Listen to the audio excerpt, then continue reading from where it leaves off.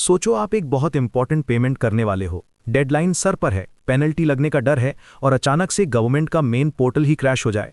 Screen पर बस एक एंडलेस लोडिंग आकर अटक जाए। हर महीने देश के लाखों टैक्स प्रोफेशनल्स और बिजनेस ओनर्स एग्जैक्टली इसी फ्रस्ट्रेशन से गुजरते हैं।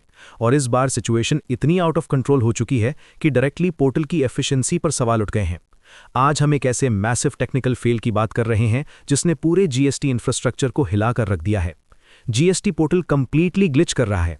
हर महीने की 20 तारीख को जीएसटीआर 3B फाइल करने की आखिरी डेट होती है, लेकिन इस बार पोर्टल पर लॉगिन करना एक सपना बन गया है।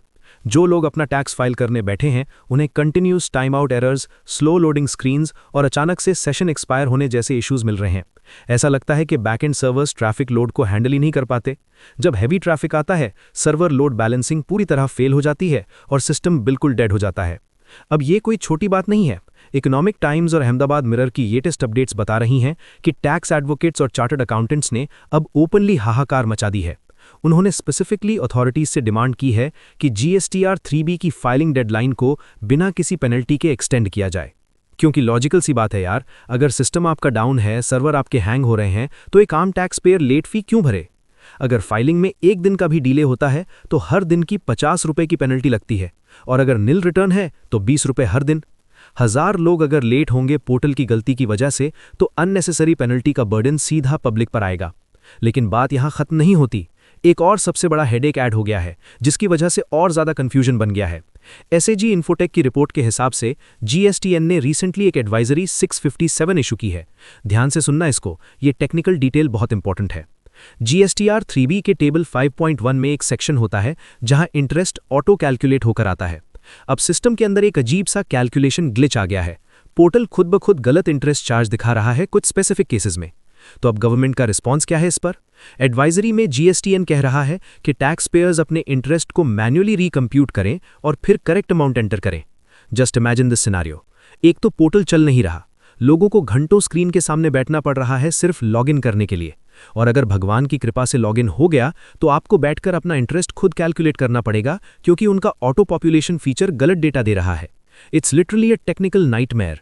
हम अपने डेली प्रोजेक्ट्स में इतने हैवी 3D सॉफ्टवेयर्स और हाई एंड टेक यूज करते हैं स्मूथली, लेकिन देश का सबसे क्रूशल टैक्स पोर्टल एक बेसिक वेब फॉर्म सबमिट करने में क्रैश हो रहा है। अब सवाल ये आता है कि आगे क्या करें?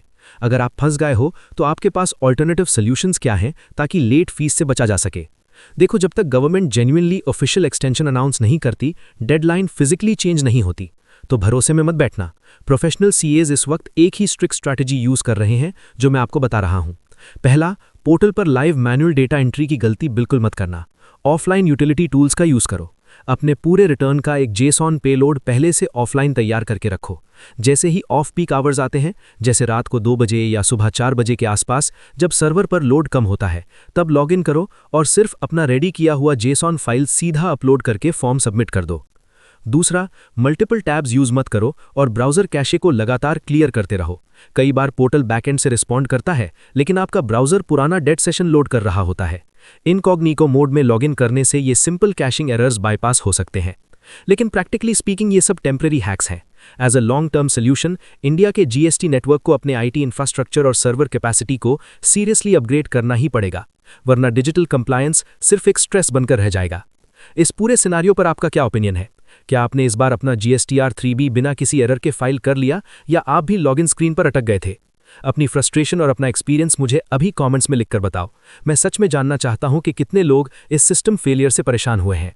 अगर आपको ये इनसाइड एनालिसिस वैल्यूएबल लगा तो वीडियो को एक लाइक जरूर देना, और हाँ, ऐसे ही शार्प, फैक्चुअल और straight to the point updates के लिए चैनल को अभी सब्सक्राइब कर लो। मैं मिलता हूं आपसे अगले वीडियो में।